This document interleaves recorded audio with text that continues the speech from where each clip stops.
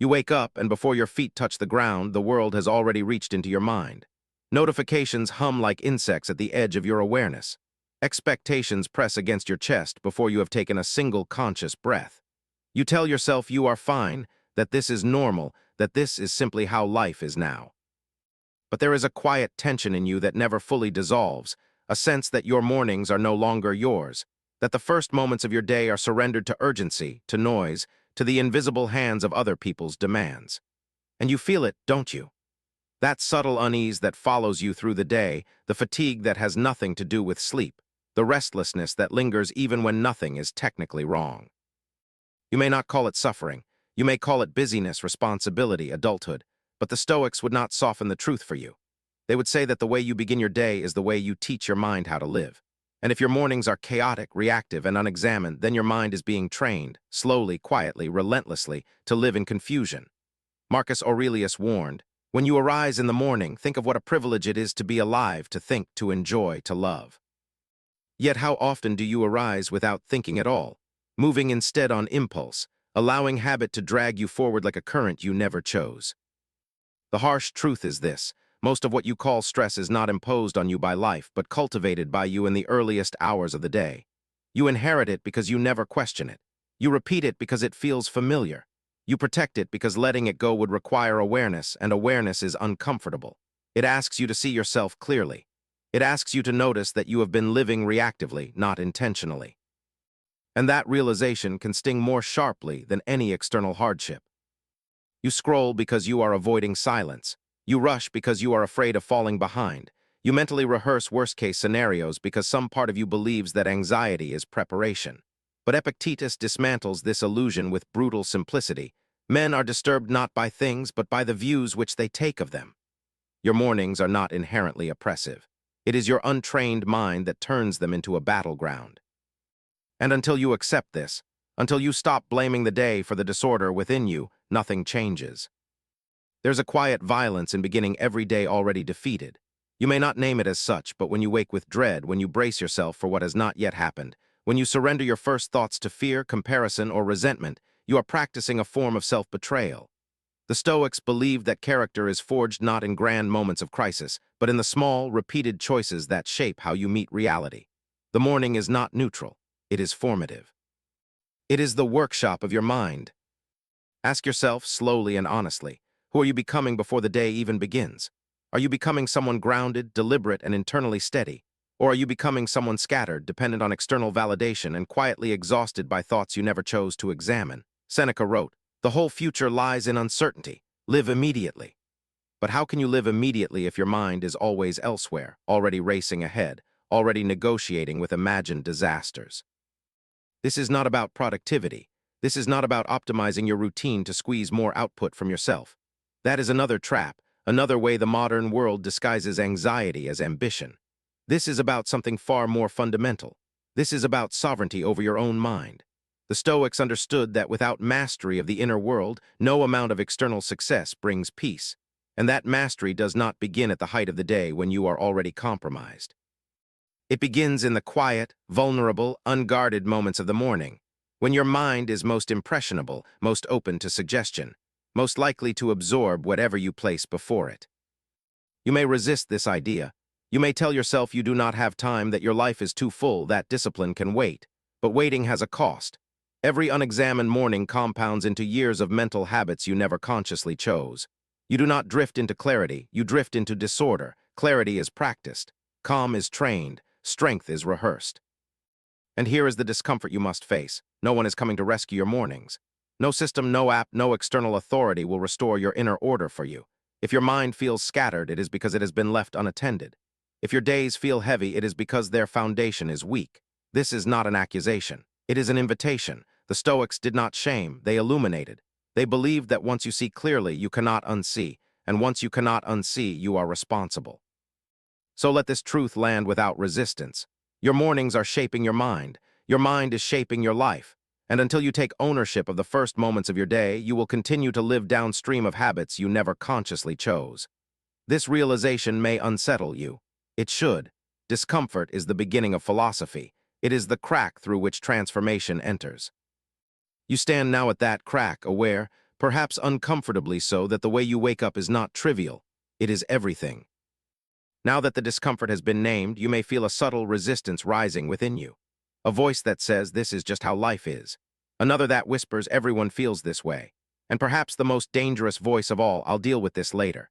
The Stoics understood this moment well. They knew that the mind, when confronted with truth, does not immediately seek wisdom. It seeks relief. And relief often comes in the form of rationalization, but Stoicism does not soothe you by lying. It steadies you by reframing. The reframe begins here. Your problem is not that life is demanding. Your problem is that you have been taught, by culture, by repetition, by unexamined habit, to meet those demands with an undisciplined mind. You wake up already negotiating with pressure, already bracing for impact, already surrendering your attention to what is loud rather than what is true. And because this has been normalized, you mistake it for inevitability. But Epictetus cuts through this illusion with surgical clarity. If you want to improve, be content to be thought foolish and stupid. In other words, you must be willing to question what everyone else accepts without thought. The pain point you feel in the morning is not random. It is not a personal flaw. It is the predictable result of a mind that has never been taught how to stand upright before the day begins. You feel rushed because you have not practiced stillness. You feel anxious because you have not practiced discernment. You feel scattered because you have not practiced focus. And practice, the Stoics remind you, is not an event. It is a daily discipline, quietly shaping you whether you are aware of it or not. Consider this carefully. The first thoughts you allow into your mind each morning set the tone for how you interpret everything that follows. If your first thoughts are complaints, your day becomes an argument with reality. If your first thoughts are fears, your day becomes a defense against imagined threats. If your first thoughts are comparisons, your day becomes a trial in which you are always on the stand, measuring yourself against standards you did not choose. Marcus Aurelius warned himself daily, "You have power over your mind, not outside events. Realize this and you will find strength." Yet power unused is indistinguishable from weakness. You may believe that your mornings are too small to matter, that real change happens in dramatic decisions, in turning points you can clearly identify. But the Stoics rejected this fantasy. They understood that the soul is shaped in increments so small they escape notice. A thought indulged, a reaction repeated, a silence avoided. Over time, these become character. Over time, these become destiny. Seneca observed, "No man is free who is not master of himself, and mastery is never accidental." Here is the deeper pain you may not have articulated. You do not trust your own mind. You feel the need to distract it, to occupy it, to flood it with information before it turns against you. You fear what might surface in silence. You fear the questions you have postponed. So you reach for stimulation, for urgency, for noise. But in doing so, you teach your mind that it cannot be trusted alone. You teach it dependency. And dependency is the opposite of freedom. The Stoic reframe asks you to see mornings not as obstacles to overcome, but as training grounds. Not as something to survive, but as something to shape you. The pain you feel is not a signal to escape the morning. It is a signal that the morning is where the work begins. The Stoics believed that philosophy was not something you read. It was something you practiced before the world tested you. And the morning, before the day's demands arrive in full force, is the only time when the mind can be trained without resistance. You may feel discouraged by this realization. You may think of all the mornings already lost, all the habits already entrenched. But Stoicism does not dwell in regret, it deals in agency. Begin at once to live, Seneca urges, and count each separate day as a separate life. This is not poetic exaggeration. It is a practical instruction. Each morning is a new life, and like any life, it can be lived unconsciously or it can be lived with intention. The reframe is simple but demanding. You are not at the mercy of your mornings. Your mornings are at the mercy of your training. And training does not require perfection. It requires consistency. It requires humility. It requires the willingness to sit with discomfort rather than flee from it. The Stoics did not promise ease. They promised resilience. They did not promise happiness. They promised clarity. And clarity, once earned, becomes a form of peace that does not depend on circumstances. So do not ask yourself whether you can afford to change how you begin your day. Ask yourself whether you can afford not to. Ask yourself how many more mornings you are willing to surrender to unconscious habit. Ask yourself how long you will allow your mind to be shaped by default rather than by design. These questions are not meant to overwhelm you. They are meant to wake you up, fully, deliberately, and without illusion. Because once you see that your morning is not the problem, but the gateway, you are no longer trapped. You are positioned to practice, positioned to reclaim authority over your inner world. positioned to become, slowly and deliberately, the kind of person the Stoics believed was possible, calm without passivity, strong without aggression, disciplined without rigidity. And from this reframe, the principles emerge, not as rules imposed from outside, but as tools you choose to wield. The first principle is not dramatic. It does not announce itself with urgency or demand immediate transformation. In fact, its power lies precisely in how quietly it operates. The Stoics understood that if the foundation is unstable, nothing built upon it will endure. And so the first principle begins not with action, but with orientation. Before you do anything in the morning, before you plan, before you react, before you consume, you must decide who is in control, your mind or the world. This principle can be stated simply, though living it is anything but simple. Separate what is within your control from what is not, before the day attempts to confuse you. Epictetus placed this truth at the very center of Stoic philosophy. He did not soften it. He did not decorate it. He said, "Some things are up to us and some things are not." And he believed that almost all human suffering comes from confusing the two. In the morning, this confusion is at its peak. Your mind, still unguarded, reaches outward. It anticipates emails, outcomes, opinions, delays, conflicts, approval. It tries to manage a future that does not yet exist. And in doing so, it abandons the only territory it actually governs, its own judgments. You wake up and almost immediately your thoughts leave you. They go to meetings that have not happened, conversations that may never occur, problems that may resolve themselves without your involvement. You rehearse arguments, you brace for disappointment. You attempt to control impressions, outcomes, and reactions that belong to other people. This is not foresight, it is mental overreach. And every time you indulge it, you weaken the boundary between what you can influence and what you cannot. The Stoics would ask you, gently but firmly, why are you exhausting yourself over what was never yours to command?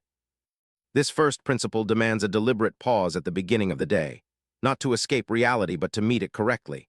To say to yourself, slowly and without performance, my thoughts are mine, my choices are mine, my values are mine, everything else is borrowed. This is not resignation, it is clarity, and clarity is the beginning of strength. Marcus Aurelius reminded himself each morning, today I shall be meeting with interference, ingratitude, insolence, disloyalty, ill will, and selfishness. Not because he enjoyed pessimism, but because he refused to be surprised by human nature. Yet notice what follows in his reflection. He does not attempt to control these encounters. He does not fantasize about changing others. He anchors himself instead in his own capacity to respond with reason. The control remains internal. Always internal.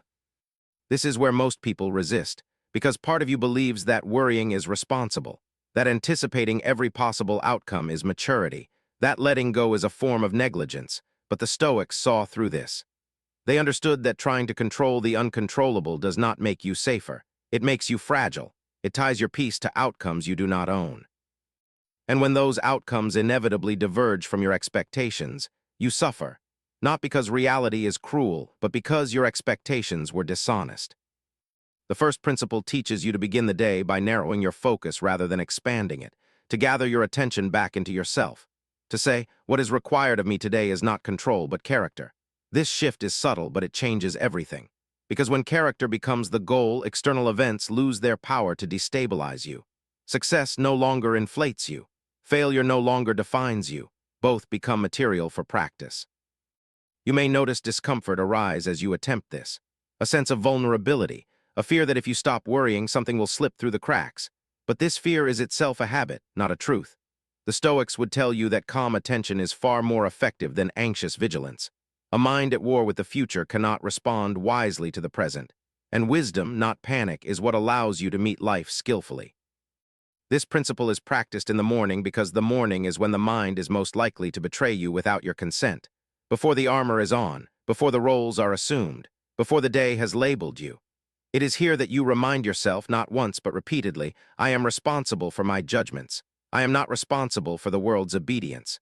This repetition is not redundancy, it is training. Seneca warned, we suffer more often in imagination than in reality. The morning is where imagination runs unchecked, where fears multiply in the absence of evidence, where you punish yourself for futures that may never arrive. The first principle is the gate that stops this flood. It does not eliminate uncertainty. It teaches you where uncertainty belongs, outside your inner citadel. And make no mistake, this is not passive acceptance. It is disciplined refusal, a refusal to give your peace away preemptively, a refusal to be emotionally manipulated by possibilities, a refusal to begin the day already compromised. The Stoics believed that dignity begins with self-command, and self-command begins with knowing the limits of your authority. So each morning before the world speaks to you, you speak to yourself, not with affirmations meant to comfort, but with truths meant to steady. You remind yourself what belongs to you. You release what does not. You narrow your concern to what you can actually shape, your conduct, your effort, your integrity. This is the first habit, quiet, unimpressive, invisible to others, but over time it rewires how your mind meets reality. It teaches you to stand where you are strongest, and from that position everything else becomes lighter. Once you have established what is within your control, a deeper challenge emerges. Knowing is not the same as remembering, and remembering is not the same as living. The Stoics were acutely aware of this gap. They knew that insight fades quickly when it is not reinforced, that the mind drifts back to old patterns with remarkable speed. And so the second principle exists to counter forgetfulness, to anchor the mind before the day erodes its clarity. This principle can be expressed as follows. Begin each morning by rehearsing adversity, not to frighten yourself, but to disarm it. At first, this may sound counterintuitive. You may wonder why, after seeking calm, you would intentionally contemplate difficulty. But the Stoics did not pursue calm through avoidance. They pursued it through familiarity. What you have already faced in thought cannot ambush you in reality. Seneca called this premeditatio malorum, the premeditation of evils, not because he was pessimistic, but because he understood the mechanics of fear. Fear thrives on surprise. Anxiety feeds on the unknown. But when you calmly acknowledge what may go wrong, without drama, without exaggeration, you remove its ability to shock you. You transform adversity from a threat into a possibility, and a possibility, once named, loses much of its power. Consider how often your mornings are filled with vague unease rather than specific concern. You feel tense, but you cannot always say why. This is because your mind is bracing without clarity. It senses uncertainty, but it has not examined it. The Stoic approach is to bring that uncertainty into the light. To ask deliberately and without flinching, what challenges might I face today? What obstacles are likely? What disappointments are possible? Not as a complaint, not as a prediction, but as preparation. Marcus Aurelius practiced this daily. He did not wait for adversity to arrive before strengthening himself. He met it in advance on his own terms. Begin the morning by saying to thyself, he wrote, I shall meet with busybody, the ungrateful, arrogant, deceitful, envious, unsocial. Notice the tone. There is no bitterness here, no resentment, only recognition. He is not surprised by human behavior because he has already accounted for it. This practice does something subtle but profound. It shifts your posture from entitlement to readiness. When you expect the world to be fair, kind, and efficient, every deviation feels like an injustice. When you expect difficulty as part of the human condition, challenges become confirmations rather than betrayals. You stop asking, why is this happening to me? And begin asking, how will I respond? The second principle trains emotional resilience by removing unrealistic expectations.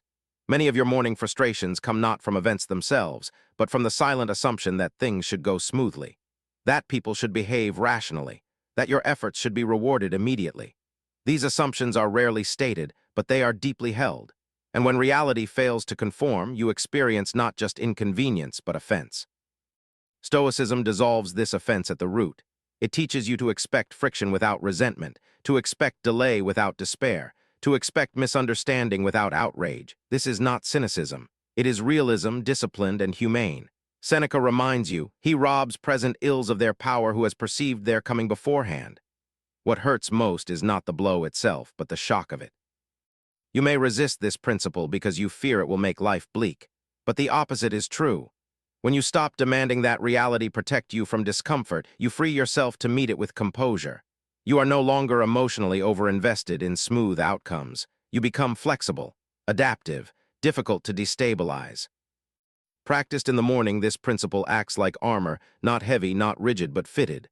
You are not hardened against feeling. You are steadied against surprise. You do not numb yourself. You prepare yourself. And preparation is an act of self-respect. There is a quiet confidence that emerges when you begin the day already aware of its possible challenges. You walk into conversations less reactive. You meet delays with patience. You absorb criticism without collapsing, not because you are indifferent, but because you are not naive. You have already told yourself the truth. Difficulty is not a deviation from the path, it is the path.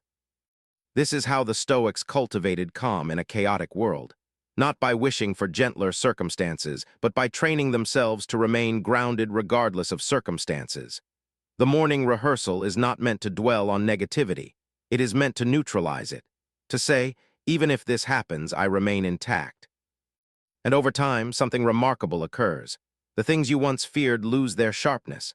The day no longer feels like a series of potential threats. It feels like a field of practice. Each challenge an opportunity to apply reason. Each frustration a reminder of your capacity to endure without losing yourself. This is the second habit, a quiet strengthening of the mind, a refusal to be caught off guard, a commitment to meet life as it is, not as you wish it to be. When you have learned to distinguish what is within your control, and when you have prepared yourself calmly for what may go wrong, there remains a deeper, more demanding discipline, one that does not deal with events but with meaning. The Stoics knew that suffering does not arise only from adversity. It also arises from aimlessness, from waking each day without a clear sense of what kind of person you intend to be. And so the third principle addresses this directly. This principle is this: begin every morning by choosing your values before the world chooses them for you. Most people do not consciously choose how they will act. They improvise, they react, they allow mood, convenience, or social pressure to decide their conduct. And then, at the end of the day, they wonder why they feel scattered, disappointed, or vaguely ashamed. The Stoics would say this is the natural result of living without a moral compass actively in hand. Marcus Aurelius wrote, "If it is not right, do not do it. If it is not true, do not say it." This was not a slogan. It was a daily instruction. He reminded himself each morning that his worth did not come from outcomes, praise, or comfort, but from alignment with virtue. The Stoics believed that virtue, wisdom, courage, justice, and temperance was the only true good. Everything else was secondary. The pain point here is subtle but persistent. You may succeed externally while feeling internally misaligned. You may be productive yet restless, accomplished yet uneasy. This is what happens when your actions are guided by momentum rather than principle. When you allow the day to pull you in multiple directions without a unifying standard, the mind becomes fragmented, energy leaks. You feel busy but not fulfilled. The third principle asks you to stop outsourcing your values, to stop letting urgency decide what matters. In the quiet of the morning, before compromise feels necessary, you ask yourself, what kind of person will I practice being today? Not in abstract terms, not in grand declarations, but in concrete qualities: patient, honest, disciplined, fair, courageous. This is not self-improvement in the modern sense. It is self-alignment. The Stoics did not ask how you could get more from life. They asked how you could become someone worthy of whatever life gives you. Seneca wrote, "He who is brave is free." And bravery, for the Stoic, was not loud. It was the quiet courage to act according to principle even when it was inconvenient. Each morning, you are given countless opportunities to betray your values in small ways, to cut corners, to speak carelessly, to act out of irritation, to choose comfort over integrity. These moments rarely announce themselves as moral tests. They disguise themselves as practicality, as efficiency, as normal behavior, and because they seem insignificant, they accumulate unnoticed. The third principle interrupts this accumulation. It brings intention to the foreground. It reminds you that character is not revealed in extraordinary moments, but in ordinary ones repeated daily. When you decide in advance that patience matters more than being right, you respond differently when provoked. When you decide that honesty matters more than approval, you speak differently when tempted to impress. The decision precedes the moment, and because it precedes it, it holds. This practice gives the morning a sense of gravity, not heaviness but weight, a reminder that the day is not merely something to get through, but something to live deliberately. The Stoics believed that without a guiding principle, the mind becomes a servant to circumstance. With one, it becomes sovereign. You may feel resistance here. Choosing values means confronting inconsistency. It means noticing how often you fall short. But Stoicism does not demand perfection. It demands sincerity. It asks only that you aim correctly and then correct yourself when you miss. Every new beginning comes from some other beginning's end, Seneca observed. Each morning is such a beginning. Over time, this habit rewires how you measure success. You stop asking, "Did I get everything done?" and begin asking, "Did I act in accordance with what I believe matters?" This shift is quiet, but it is profound. It replaces external validation with internal coherence, and coherence is deeply stabilizing. The world will still pressure you, people will still test you, circumstances will still tempt you to compromise. But when your values are chosen in advance, these pressures lose some of their force. You are not improvising under stress. You are executing a decision already made. This is the third habit, a morning commitment to virtue over convenience, to integrity over impulse, to being someone you respect regardless of how the day unfolds. By the time you reach this point, something subtle has already shifted. You are no longer merely reacting to the idea of change. You are beginning to sense your own capacity for it. The Stoics would say this is the moment when philosophy moves from theory into force. Not force over others, but force within yourself. A quiet authority that does not announce itself, yet reshapes everything it touches. This section is where reflection deepens into power. Most people underestimate reflection because they confuse it with passivity. They believe that thinking is something you do when you cannot act. The Stoics believed the opposite. They understood that without reflection, action becomes reckless, scattered, and ultimately weak. Seneca wrote, "No man can have a peaceful life who thinks too much about lengthening it or believes that living long is a blessing." What he was pointing to was not mortality alone, but misdirected effort. Energy spent without clarity does not accumulate into strength. It dissipates. The morning in Stoic practice is where you reclaim your energy by gathering your mind back to itself. Not through distraction, not through motivation, but through honest examination. You ask yourself questions that do not flatter you, yet do not condemn you either. Questions like, where do I tend to give my power away? What emotions tend to govern me when I am not paying attention? What patterns repeat themselves because I have not interrupted them? This is not self-criticism, it is self-command. Epictetus insisted that freedom begins with self-awareness. No man is free who is not master of himself, he said, but mastery does not mean suppression. It means understanding. You cannot direct what you refuse to look at. You cannot govern impulses you pretend are not there. The Stoic does not fear his own mind. He studies it. Here is where personal power truly begins, not in forcing yourself to feel confident, but in becoming familiar with your inner terrain. You notice how quickly irritation arises, how easily pride is wounded, how often fear disguises itself as reason. And instead of being ashamed of these tendencies, you treat them as information, signals, material for practice.